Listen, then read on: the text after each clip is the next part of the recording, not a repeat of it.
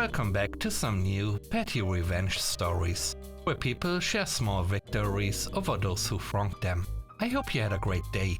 Thanks for all the likes and comments on the last video. And now, let's start with the first story, shall we? It's called Missing Buttons. My friend was fired after being the GM of a boutique hotel/restaurant, and it was not a good breakup. From his perspective, he worked tirelessly for 10 years, putting in overtime every weekend, trying to maintain staff, having good people leave because his higher-ups won't pay the right people enough. The same old story. It was definitely the prime example of an out-of-touch owner, not appreciating his staff year after year. Well, he was let go a week ago, effective immediately. Apparently, they were hunting behind his back, and after finding someone they could hire for cheap, they fired him on the spot, with some lame excuse that he had not shown up to work on time a few days in a row. Well, they also forgot to remove his credentials for the POS system used throughout the hotel. What did my friend do? He deleted every single button on the POS system, every breakfast item, every lunch item, every liquor, beer, wine that they had in-house. He found out after 10 angry missed phone calls that they had to shut down operations in their restaurants for a day because someone had to put all of the buttons back in. The next story is called No More Free Cleaner. When I was a young teenager, maybe 13, I had an older cousin with a small child. She lived in a basement apartment under her parents, with her boyfriend and the kid. She called me to babysit for her one weekend, and I, being a young teen, was stoked for the money and just to get out of the house, if I'm being honest. I was homeschooled and wasn't allowed to watch TV or do much at home. I went over and her and the boyfriend left. Kiddo and I played for a bit before he said he was hungry. When I went into the kitchen to feed him, every dish in the place was dirty, pizza boxes stacked a mile high, just truly gross all around.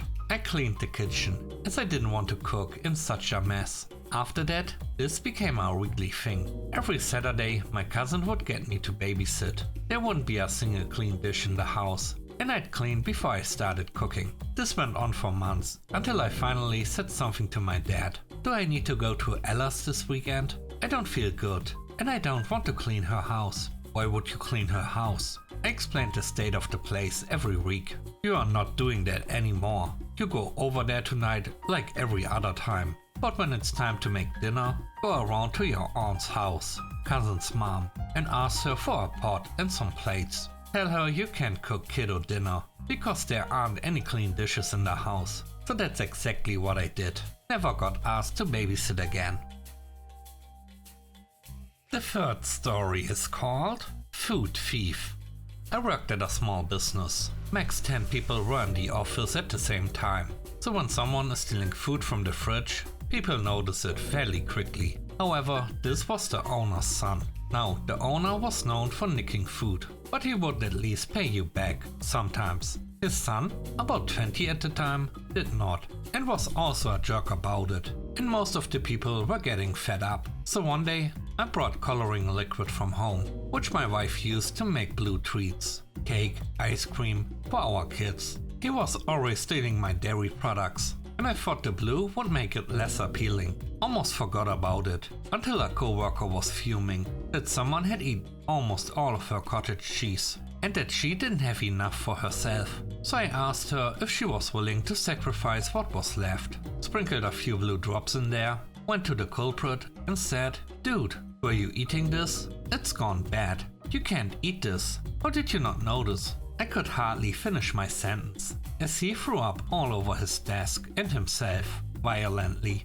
for all to see. The blue spots in the leftovers I showed him did look rather dramatic. The last story is called College Roommate. In 2010, while I was in college, I lived in off-campus housing with a male roommate who frequently had friends over, which did not bother me, but their lack of common decency really frustrated me. One week, I purchased a significant amount of groceries for myself. I had to go home for the weekend due to an emergency. Once I returned, all of my groceries were gone. After addressing the issue with my roommate, he assured me it wouldn't happen again, but unfortunately, it continued to occur.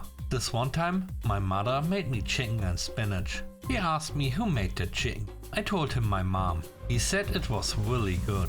I never gave him permission to eat my food. I started storing most of my food in my room. The breaking point came when my mother prepared a delicious meal of salmon, broccoli and sweet potatoes for me. I left the food in the fridge while I went to campus to help make meals for the homeless. I should have packed him a sandwich. Once I returned home, I found my roommate's friends enjoying my mother's cooking and praising it. Feeling disrespected, I took matters into my own hand. While my roommate was in class, I entered his room, collected all of his books and clickers, and sold them to a resale bookstore on campus. After that, he never touched my stuff. Truth is that I would have never had an issue with sharing if he asked and saved me some of my food. They never asked, and they always ate everything. We never had a conversation about what happened, but he stopped eating my food, so I'm sure he knew I took his books. I don't think I got more than $100 for the books and clickers, but the money was not the motive. Thanks for watching the video to the end. I hope you enjoyed it. If you did, please don't forget to leave a like, comment and subscribe. And if you have time, watch another one of my videos. Also, if you want to support me further, check out the channel membership or Patreon. And now I hope you have a great day. See you soon. Bye bye.